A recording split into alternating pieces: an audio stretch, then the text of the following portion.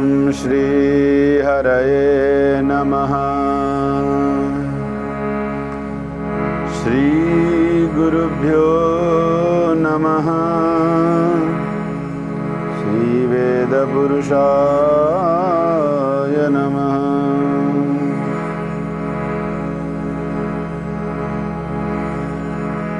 नमो गणेभ्यो गणपतिभ्यश्च वो नमो नमः। व्रातेभ्यो व्रातपतिभ्यश्च वो नमो नमः। गृत्सेभ्यो गृत्सपतिभ्यश्च वो नमो नमः। विरूपेभ्यो विश्वरूपेभ्यश्च वो नमो नमः। कृष्णाय वासुदेवाय हरये परमात्मने प्रणतक्लेशनाशाय गोविन्दाय नमो नमः। दक्षिणे लक्ष्मणो यस्य वामे च जनकात्मजा पुरतो मारुतिर्यस्य तं वन्दे रघुनन्दनम्। यस्य स्मरणमात्रेण जन्मसंसारबन्धनात् विमुच्यते। नमस्तस्मै विष्णवे प्रभविष्णवे। प्रह्लाद नारद पराशर पुण्डरीक व्यासाम्बरीश सुख सौनक भीष्मदार्यान् ऋग्माङ्गदार्जुन वसिष्ठ विभीषणादीन् पुण्यानिमान् परम भागवतान् नमामि। वाञ्छाकल्पतरुभ्यश्च कृपा सिन्धुभ्य एव च पतितानां पावनेभ्यो वैष्णवेभ्यो नमो नमः। जय जय श्री राधा रमण हरि जय जय नवल किशोर जय गोपी चित चोर प्रभु जय जय माखन चोर। आइए हनुमंत लाल विराजिए तथा कहूँ मैं निज मति अनुसारे प्रेम सहित गादी धरो विराजिए पवन कुमार विराजिए पवन कुमार।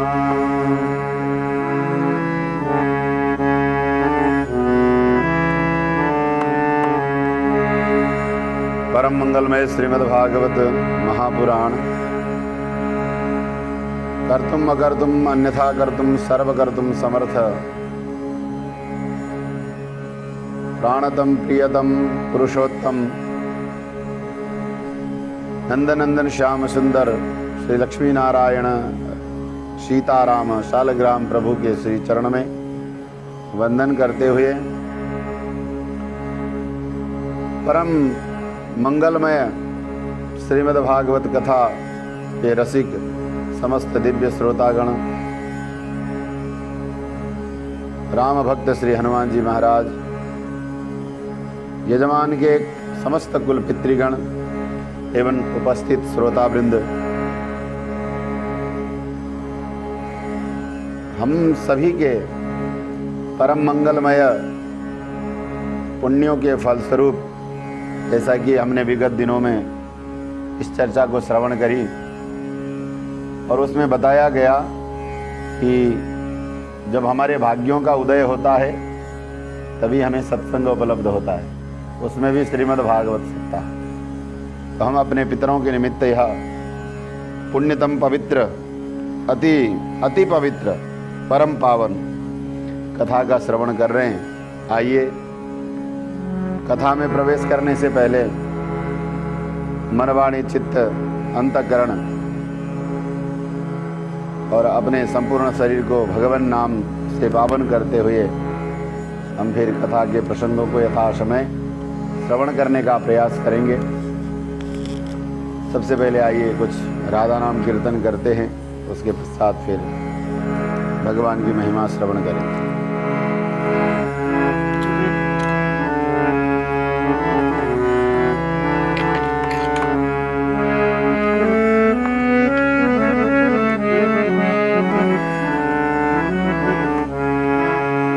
राधे राधे गोविंद गोविंद राधे, श्री राधे राधे गोविंद गोविंद राधे, गोविंद राधे गोपाल राधे, गोविंद राधे गोपाल राधे, राधे राधे गोविंद गोविंद राधे, राधे राधे गोविंद गोविंद राधे, गोविंद राधे गोपाल राधे, गोविंद राधे गोपाल राधे, गोविंद राधे गोपाल राधे,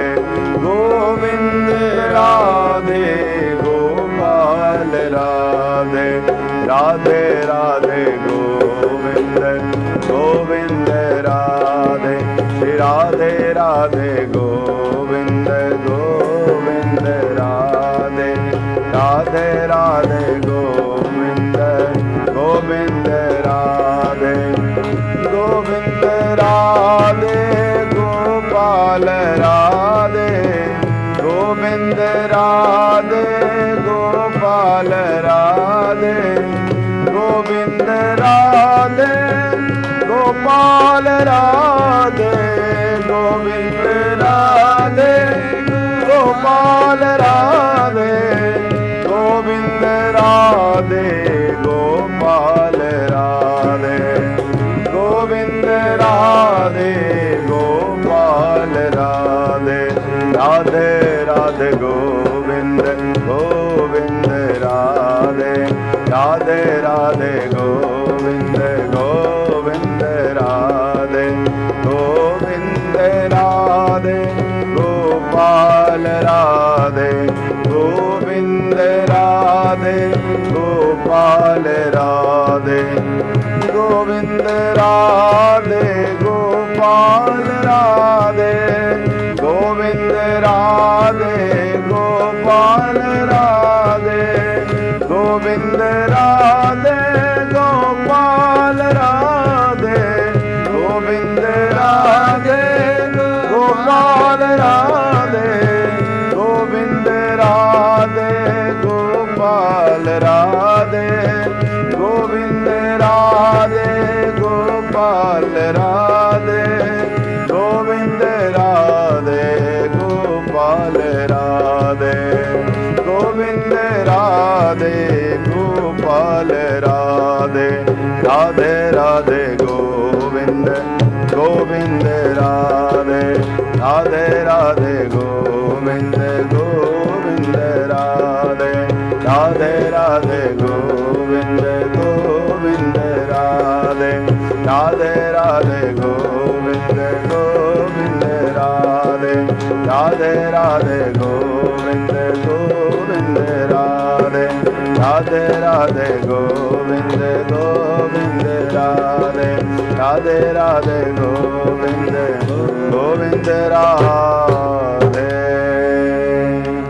बोले राधा गोविंद भगवान की जय, श्री श्याम सुंदर भगवान की जय, श्रीमद्भागवत महापुराण की जय, व्यास नारायण भगवान की जय, श्री सुखदेव स्वामी जी महाराज की जय। राधे राधे राधे राधे। भगवान सर्वेश्वर परमेश्वर श्रीमन नारायण श्री राधा कृष्ण सीताराम प्रभु के द्वारा इस धराधाम में आचरित अनेकों लीला कथाओं को हम सुबह श्रवण कर ही रहे हैं। हमने अभी तक भगवान के सन्निधि में रहकर अपने पितरों के समक्ष बैठकर श्रीमद् भागवत के कुछ प्रसंगों को श्रवण किया। छोटा समय है, बड़ा विषय है, यथा समय अनुसार हम इसको श्रवण कर रहे हैं। कल तक के प्रसंग में हमने मनु जी महाराज के द्वारा अपने संतति के विस्तार का प्रसंग श्रवण किया, जिसमें मनु जी महाराज के यहाँ 5 संतानों की उत्पत्ति का वर्णन किया, जिसमें पहले 3 कन्याओं का जन्म हुआ, आकुति, देवहूति और प्रसूति। आकुति का विवाह रुचि नाम के प्रजापति के साथ हुआ। उनके घर में यज्ञ और दक्षिणा की उत्पत्ति की कथा बताई। देवहूति का विवाह कर्दम मुनि के साथ हुआ और उनके घर में 9 कन्याओं का जन्म हुआ और भगवान ने कपिल अवतार ग्रहण किया। आगे जाकर माता देवहूति ने महर्षि कर्दम के संन्यस्त होने के पश्चात, गृह त्याग करने के पश्चात अपने पुत्र कपिल को ही अपना गुरु मानकर, अपने से ज़्यादा ज्ञानी, अपना कल्याण करने वाला पुत्र जो साक्षात भगवान का अवतार है, ऐसे पुत्र को ही गुरु रूप में स्वीकार करके उन्होंने कपिल भगवान से बहुत सारे प्रश्न किए। और कपिल भगवान ने माता को बहुत सुंदर तरीके से अनेक धर्मों का वर्णन करके सुनाया और योग के विषय में बताया। प्राय हम श्रवण करते हैं योग के 8 अंग होते हैं: यम, नियम, आसन, प्राणायाम, प्रत्याहार, धारणा, ध्यान, समाधि। अब देखिए, यम नियम, यम मिनी समय, यम नियम आसन, नियम मिनी प्रतिदिन। यम जिस समय में जो काम करना है उसको प्रतिदिन करना है, उसी रूप में करना है, यम हुआ। नियम क्या? आज किया, कल छोड़ दिया, परसों किया, नरसों छोड़ दिया, ऐसे नहीं, प्रतिदिन उस कर्म को आचरण करना, यह हुआ नियम। यम नियम। आसन, मैंने कल भी आसन के विषय में बताया था। आसन उसको कहते हैं जिसमें आप सुखपूर्वक बैठकर भगवान का नाम कीर्तन, भगवान का संकीर्तन, भगवान की कथा का श्रवण, भगवान के महिमा का चिंतन आप सुखपूर्वक जिस आसन में बैठ कर सकें, उस आसन को सिद्ध करने की जो प्रक्रिया है उसको क्या बोला जाता है? आसन बोला जाता है। यम नियम आसन। चौथा होता है प्राणायाम। यम नियम आसन प्राणायाम। प्राणायाम कहते हैं हमारे श्वासों के आवागमन का नियमन होना। एक नॉर्मल हमारे सांसें चलती रहती हैं, दूसरा है कि हमारे श्वासों को हम थोड़ा सा संयमता के साथ, जैसे प्राणायाम किया जाता है तो हम नॉर्मल प्राणायाम किसको समझते हैं? नाक में अंगूठा लगाया, उंगली लगाए, एक बार प्राणों को खींच लिया, दूसरी बार में दोनों नाकों को बंद करके प्राण को अंदर धारण किया, और तीसरी बार जिस नाक से खींचे थे उसके विपरीत वाले नाक से उसको छोड़ दिया। और इस प्रकार के जो प्राथमिक प्राणायाम हैं उसके अलग अलग हैं, जैसे पूरक, कुंभक, रेचक करके प्राणायाम की विधि है, और एक कपालभाति है, इसमें बस भरना होता है और छोड़ना होता है। ये भस्त्रिका हो गया, जिसमें पेट को अंदर की ओर दबा करके, भस्त्रिका कहा जाता है ना। पहले पहले लोहार के पास एक वो धमनी हुआ करती थी, जिससे वो हवा करते थे तो अग्नि जलती थी। हाँ, उसको संस्कृत में भस्त्रिका कहा जाता है ना। उसी प्रकार अपने पेट को जब भस्त्रिका की तरह हम धकेलते हैं अंदर की ओर, तो प्राण एकदम स्पीड में बाहर निकलते हैं, उसको भस्त्रिका प्राणायाम कहा।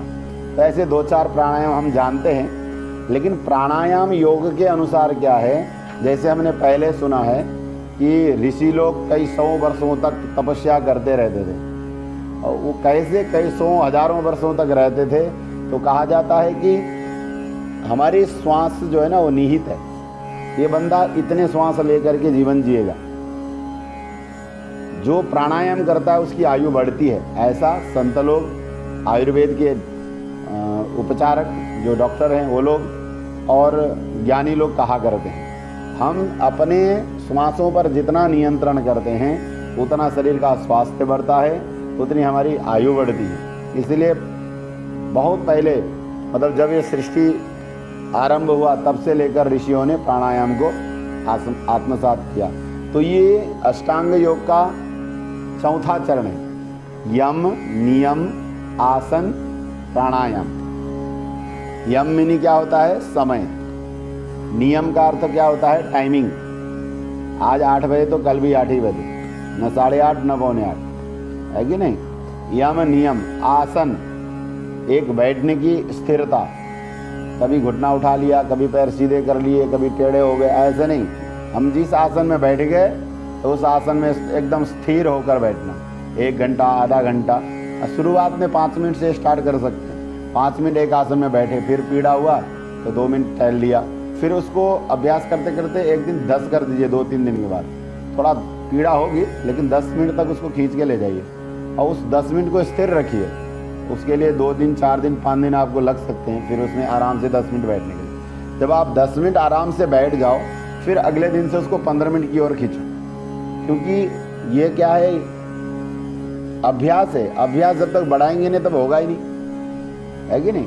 ऐसे करते करते, जैसे अब हम लोगों को बचपन से गुरुजी लोगों ने, माता पिता ने ज़मीन पे बिठाया, अब हम 2 घंटा, 3 घंटा, 4 घंटा, कई बार 5 घंटा तक भी ऐसे पालती मार करके बैठ जाते हैं। हम क्या, हमारे जैसे अन्य सभी काफ़ी लोग बैठ जाते हैं। लेकिन कुछ लोगों का क्या हो गया, शुरू से ही टेबल में बैठना, सोफे पे बैठना, कुर्सी में बैठना, बेड में बैठना, ज़मीन पे बिठाया ही नहीं उनको, तो उनकी जो हड्डियाँ वो टेढ़ी हो जाती हैं, वो मुड़ती नहीं है, फिर उनको मोड़ने में तकलीफ होती। इसलिए इसको आसन कहा गया। यम, नियम, आसन, प्राणायाम, प्रत्याहार, आहार में संयमन, कितना खाना है डेली, और दूसरा प्रत्याहार होता है इंद्रियों को कितना खिलाना है।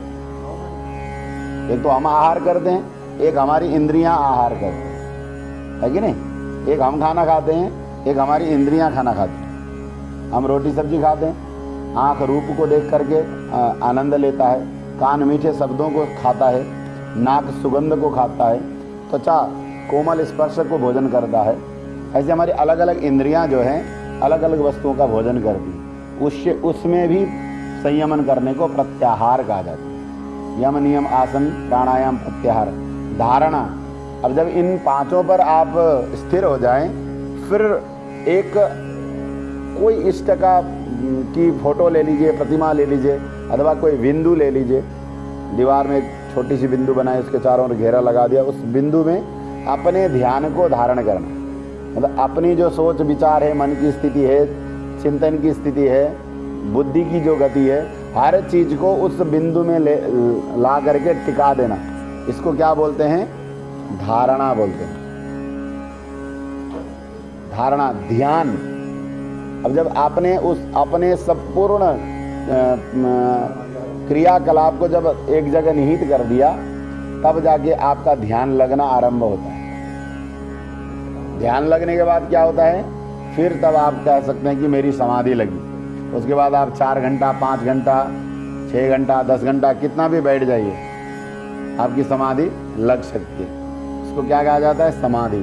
अब देखिए, कपिल भगवान ने जो माता देवहूति को बताया अष्टांग योग के बारे में, तो ये 8 को करने के लिए हमें बड़ा टाइम भी चाहिए और बड़ा परिश्रम भी चाहिए और लगन भी होनी चाहिए।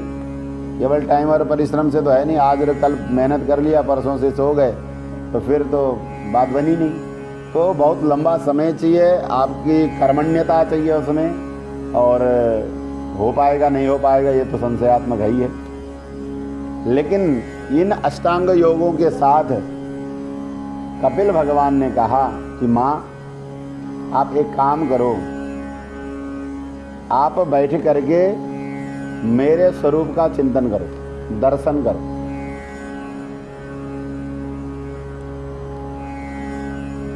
उससे क्या होगा, धीरे धीरे धीरे धीरे मेरा जो स्वरूप है आपके चित्त में बैठ जाएगी। मेरा जो स्वरूप है वो आपके चित्त में बैठ जाएगा।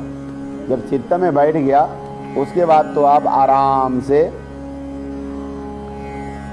अपने मन को मेरे में निहित कर सकते हैं। ऐसा भगवान ने माता देवहूति को बताया। और जब भगवान का स्वरूप आपके चित्त में बैठ जाएगा अभ्यास से, फिर धीरे धीरे भगवान आपको निरंतर चिंतन में आने लगेंगे। भगवान को देखने का आपका मन बनता रहेगा, भगवान का चिंतन बना रहेगा। इस तरह से आप अपने मन का संयमन करके और मेरी ओर अपने आप को लगा सकते हैं। और मेरे चरण में जिसकी का चित्त टिक गया, फिर उसका मन, उसकी चित्त, उसकी वृत्तियाँ, उसकी बुद्धि की सोचने के जो विचार की धारणाएं हैं वो फिर एकाग्र हो जाती हैं। इस प्रकार आप मन को मेरे में निहित कर सकते हैं। ऐसा बोल के कपिल भगवान ने योग मतलब संबंध, भगवान से संबंध बनाने की प्रक्रिया को योग कहा जाता है। योग का अर्थ जोड़ना होता है। योगा हो गया आजकल, दोनों जो भी कह लीजिए, लेकिन हम जो हाथ पैर को टेढ़ा करना, ऊपर उठाना, नीचे पटकना, ये जो करते हैं वो योग नहीं है, वो तो आसन है, वो व्यायाम है। योग कहते हैं संबंध को। आपकी अंतरात्मा का संबंध परमात्मा से बने, उस प्रक्रिया का नाम योग है। ठीक है ना। अब वो बनेगा कैसे, इसी तरह से बनेगा। या तो आप अष्टांग योग की प्रक्रिया में जाइए, या फिर सब कुछ छोड़ दीजिए, एक आसन को निहित कर लीजिए और मंदिर में भगवान जी की, ठाकुर जी की सुंदर प्रतिमा रख लीजिए और उस सुंदर प्रतिमा में अपने मन को लगाने का अभ्यास कीजिए। ये सबसे सरल उपाय है। सीधा कहाँ पहुँच जाएंगे हम, ध्यान में पहुँच जाएंगे। और जब भगवान का चिंतन इतना ज़्यादा हो जाएगा कि वो समाधि लग जाएगी। और आप पहले कह दो, यही तो समस्या है ना। बच्ची आवाज़ लगाती है, बच्ची की व्यवस्था करके बैठनी है। बच्चों के उठने से पहले बैठना है। ध्यान का टाइम दोपहर का 12 बजे का नहीं है, ध्यान का टाइम सुबह के 4 बजे का है। बच्चे 6-7 बजे उठते हैं। आप 4 से 6 बजे तक ध्यान लगाओ तो कौन आवाज़ लगाएगा? ये तो हमारे बचने का तरीका है। घर में रहते हैं पंडित जी, बेटी बुलाती है, बेटा बुलाता है, श्रीमान बुलाते हैं। ये तो बहाने हैं जी, बुलाते हमको भी सब हैं, ऐसा थोड़ी है। लेकिन यदि आप करना चाह रही हैं तो रात में 12 बजे उठ के करेंगे आप, लेकिन आपकी प्रवृत्ति होनी जरूरी है। ठीक है ना। ये कपिल भगवान ने बताया। इस प्रकार देवहूति और कपिल भगवान में संवाद हुआ। और आगे जा कर के प्रसूति नाम की जो मनु जी की पुत्री थी, आकुति, देवहूति, प्रसूति, उनका विवाह हुआ दक्ष प्रजापति के साथ।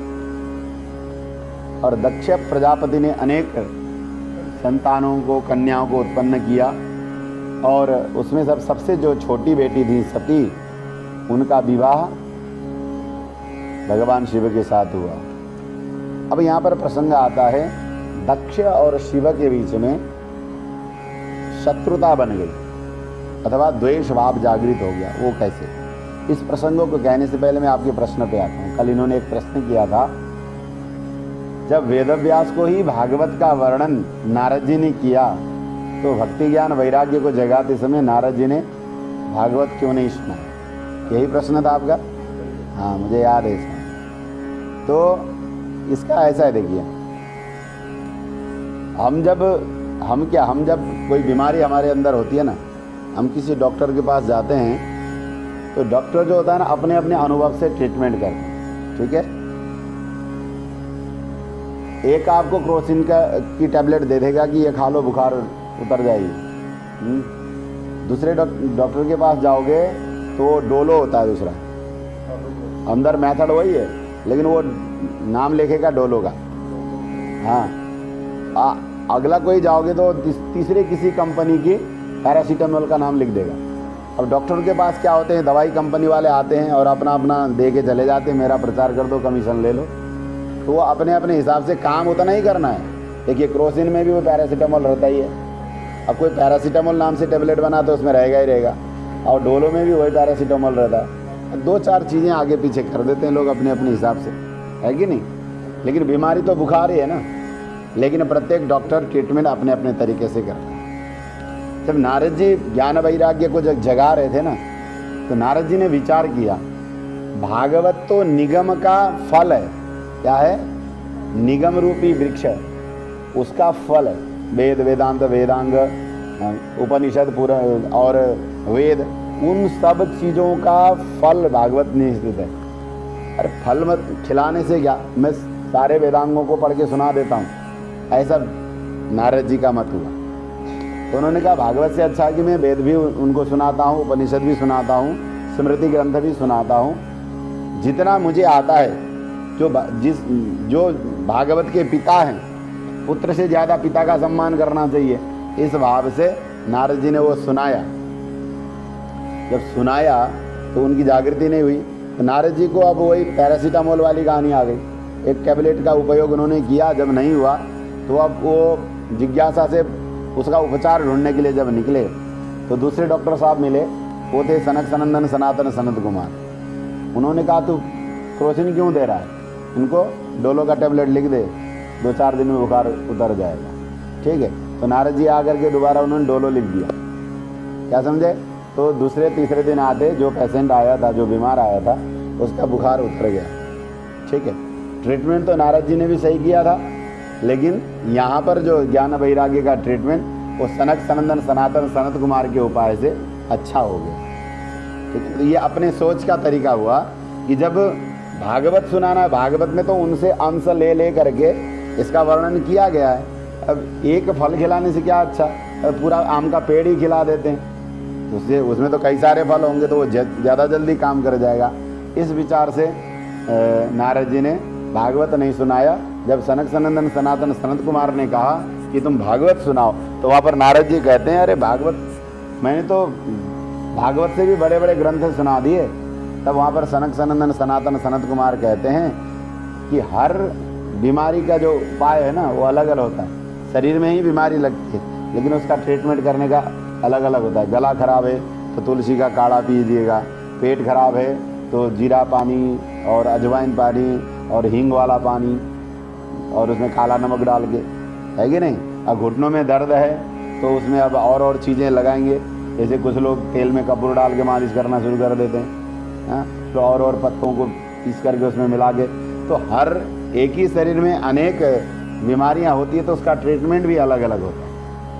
तो सनक सनंदन सनातन सनत कुमार ने नारद जी को ये समझाया कि जिससे भागवत उत्पन्न हुआ है, यदि उत्पन्न करने वाला यदि उस काम को कर नहीं पा रहा है, तो इसका मतलब है कि उसका प्रयोजन उत्पन्न हुए वस्तु से, जैसे पिता से पुत्र उत्पन्न होता है ना, लेकिन पिता में और पुत्र में कम से कम 20 से 25 साल के जनरेशन का भी फर्क होता है। पिता अभी जो उत्पन्न नवयुवक है, पुत्र है, उससे 25 साल पुराने सोच से सोचते हैं, और बच्चा अभी नए जमाने के सोच से सोचता है।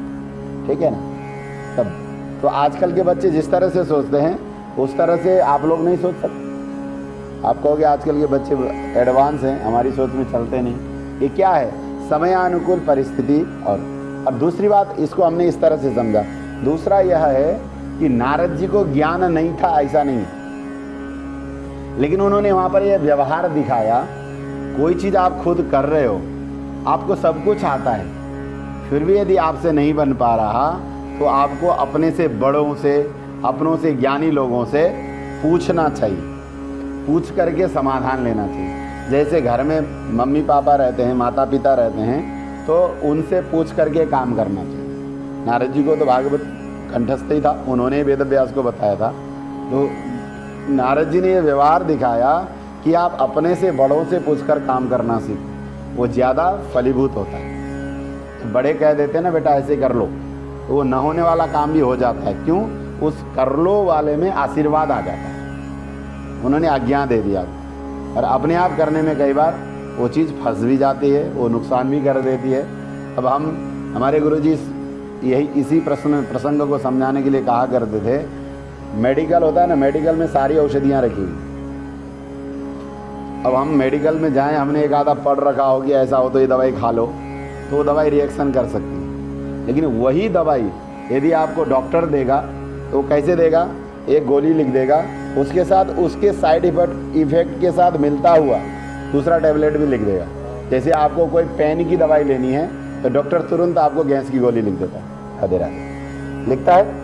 यदि हाँ, जो भी यदि आपको पेन की दवाई, दर्द की दवाई लेनी हो ना, तो डॉक्टर तुरंत कहते हैं इसके साथ गैस वाली गोली खानी जरूरी है, क्योंकि पेन वाली दवाई जो है अंदर गैस पैदा करती है। तो इसी प्रकार से जब हम मार्गदर्शक से पूछकर कोई कार्य करते हैं वो ज़्यादा सफल होता है। इसलिए भी नारद जी ने अपने से बड़ों से पूछने का आचरण आचरित किया। ज्ञान नहीं था ऐसा भी नहीं है। इसलिए हमें समझने के लिए क्या करना चाहिए? कई बार व्यक्ति का अपना सोच होता है और वो अपने सोच के हिसाब से अलग अलग भावना बना सकता है, ठीक है ना। तो कई बार हमें पता भी होता है फिर भी हमारे दिमाग में नहीं आता होगा, अरे कल ही कर लेते तो ये हो जाता, होता है ना अगले दिन किसी के बताने पर। ऐसे ही नारद जी को भागवत जी याद नहीं आए होंगे, इसलिए उन्होंने सारा चीज़ तो सुना है लेकिन भागवत जी रह गए। जब सनक सनंदन सनातन सनत कुमार ने कहा तो उन्होंने भागवत जी पाठ करके सुनाया, तो उन ज्ञान वैराग्यों की जागृति हुई। ठीक है, बोलिए सच्चिदानंद भगवान की जय। तो अब हम प्रसंग में हैं भगवान शिव के। भगवान शिव वैसे तो कल्याणकारक हैं, सबके हितैषी हैं, आशुतोष हैं, लेकिन जब सती के साथ भगवान शिव का विवाह हुआ, अब भगवान क्या है, बार बार ससुराल नहीं जाते। भगवान हर किसी के घर वैसे ही नहीं पहुंचते हैं। वो कोई प्रार्थना करता है ना तो कैलाश से निपटा देते हैं, भाई जा तेरे मनोरथ पूर्ण हो, इसलिए उनको आशुतोष कहा जाता है, ज़्यादा परिश्रम नहीं करवाते।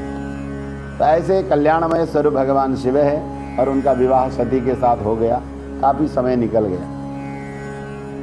एक बार क्या हुआ, ब्रह्मा जी ने दक्ष को प्रजापतियों के राजा के पद पर नियुक्त कर दिया। अब दक्ष को लगा कि मैं सबसे बड़ा हूँ, राजा हूँ, तो बड़ी गद्दी मिलने के बाद बड़प्पन तो स्वतः जागृत हो जाता है, मैं हूँ ऐसा तो हर किसी के पास है। गोस्वामी तुलसीदास जी ने कहा ना, ऐसा कोई पैदा ही नहीं हुआ जो प्रभुत्व को पाकर, श्रेष्ठ स्थान को पाकर अभिमानी न हो। नहीं को असजन्मा जगमाई प्रभुता पाई जाई मद नाही। तो अपने पद प्रतिष्ठा का हर किसी को थोड़ा सा अहम होता है ऐसा। तो प्रजापति दक्ष को भी वह अहम था अपने अंदर, मैं राजा हूँ, प्रजापतियों का प्रजापति हूँ, मेरे को पद मिला है। एक बार क्या हुआ, उन्होंने एक सभा बुलाई, कुछ सलाह मशविरा करना रहा होगा, तो उस सभा में सभी देवगण गंधर्व यक्ष किन्नर सब थे, उसमें ब्रह्मा जी भी गए हुए थे, उसमें भगवान शिव भी पहुँचे थे। जब निमंत्रण आए चले गए। अब देखिए भगवान शिव का स्वभाव कैसा है, वो जब भी खाली बैठते हैं ना, वो वैसे खाली नहीं बैठते, एकदम ध्यान की मुद्रा में बैठकर भगवान राम का चिंतन करने। भगवान शिव को राम का नाम अति प्रिय है, तो राम का चिंतन कर रहे थे, आंखें मूंद करके बैठे थे। उसी समय दक्ष प्रजापति सभा में आए और वो अपने सिंहासन पे चढ़ गए। और सब ने देखा कि राजा हमारे प्रजापति दक्ष आए हैं, तो सब खड़े हो गए। अब ब्रह्मा जी और भगवान शिव खड़े नहीं हुए। ब्रह्मा इसलिए खड़े नहीं हुए क्योंकि दक्ष मेरा बेटा है, बेटे के सम्मान में कभी पिता उठता नहीं। लेकिन भगवान शिव को पता ही नहीं चला, वो तो राम नाम में मगन थे। अब प्रजापति दक्ष ने देखा कि सब तो मेरे सम्मान में उठे, ये मेरा दामाद है, पुत्रवत है, इसने मेरा सम्मान क्यों नहीं किया, ये सभा में बैठने लायक नहीं है।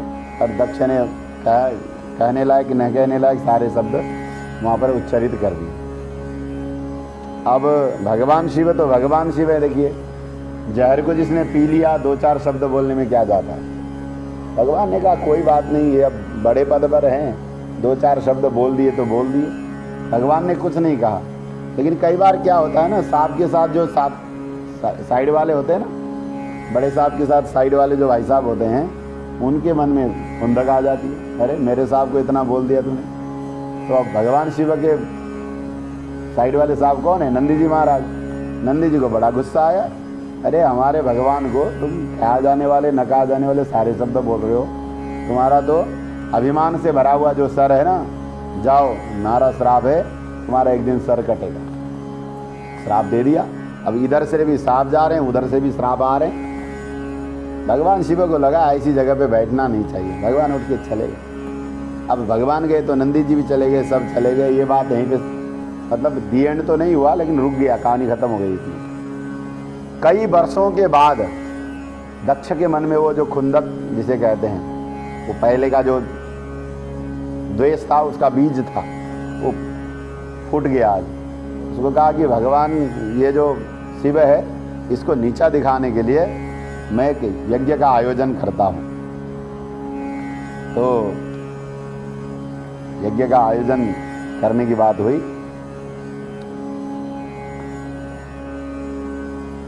अब उस आयोजन में उन्होंने इस तरह से व्यवस्था बनाई यज्ञ वेदी की, सब दिशाओं के देवताओं को बुलाया, लेकिन ईशान कोण में जहाँ भगवान शिव का कलश स्थापित किया जाता है, वहाँ पर यज्ञ में जैसे सामान आते हैं तो पन्नियाँ आ जाती हैं, कागज़ आ जाते हैं, और चीज़ें आ जाती हैं।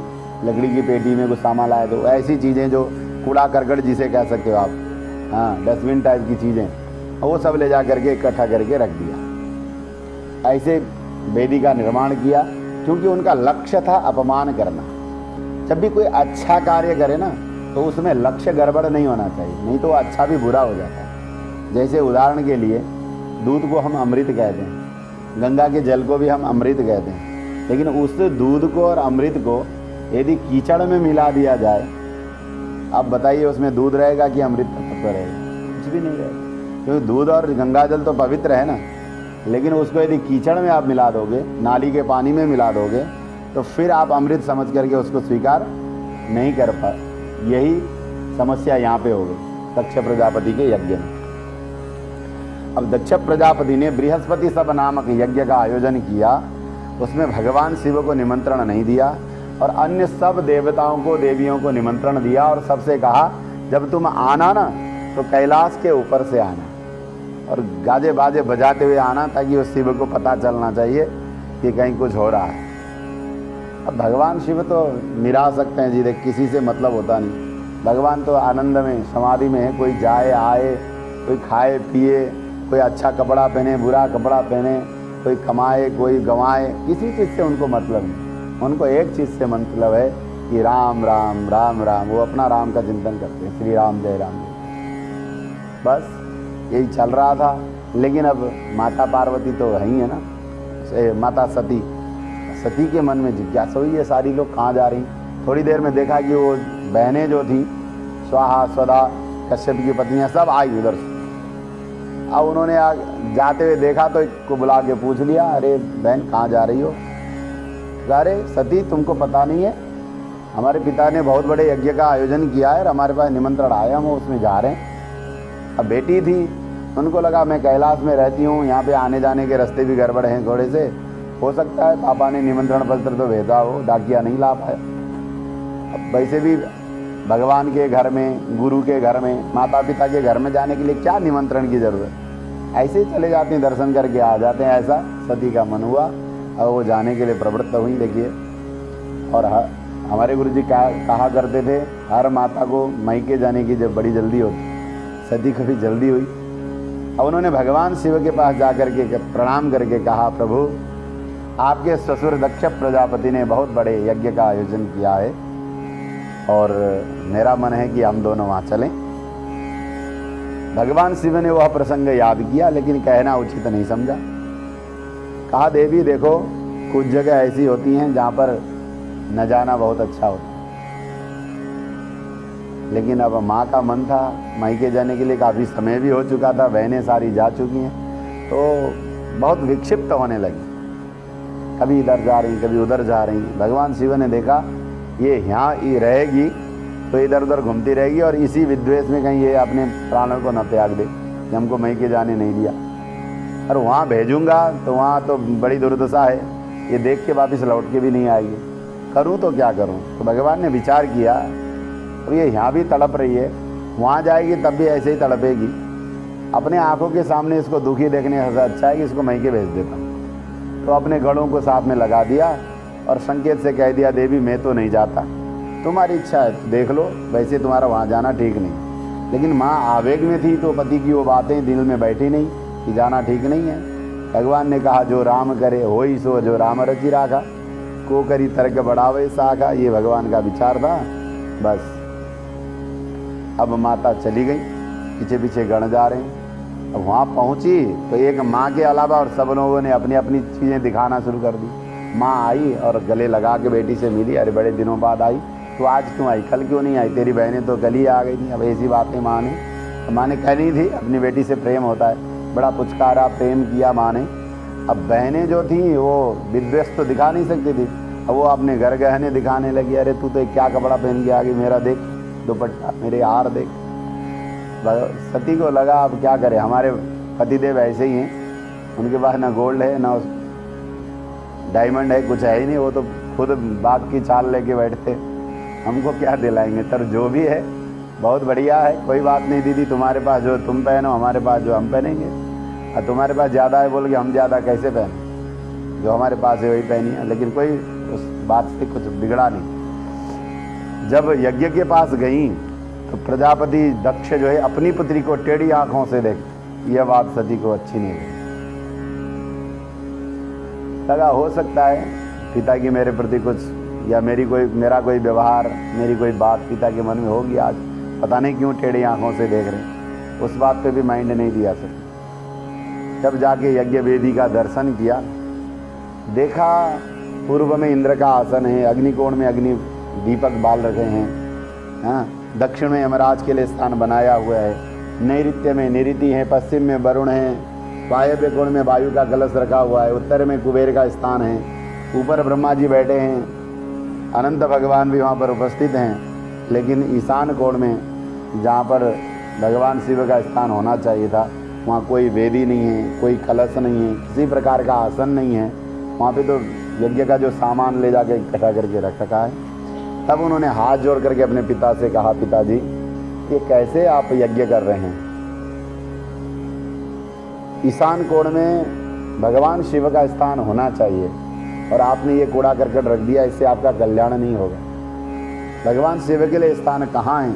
इतना कहना था, दक्ष फिर से आवेग में आ गए और भगवान को गाली देने लगे। सती ने कानों को बंद कर लिया और तुरंत पिता को की भर्त्सना करते हुए, आपके अंश से पैदा हुआ ये जो शरीर है, इसको धारण करने से तो अच्छा है कि मैं इसको यहीं पे समापन कर दूं, क्योंकि जब मैं भगवान शिव के पास जाऊंगी, अब वो कहेंगी दाक्षायणी हे दक्ष की पुत्री, उस समय मुझे बड़ा बुरा लगेगा।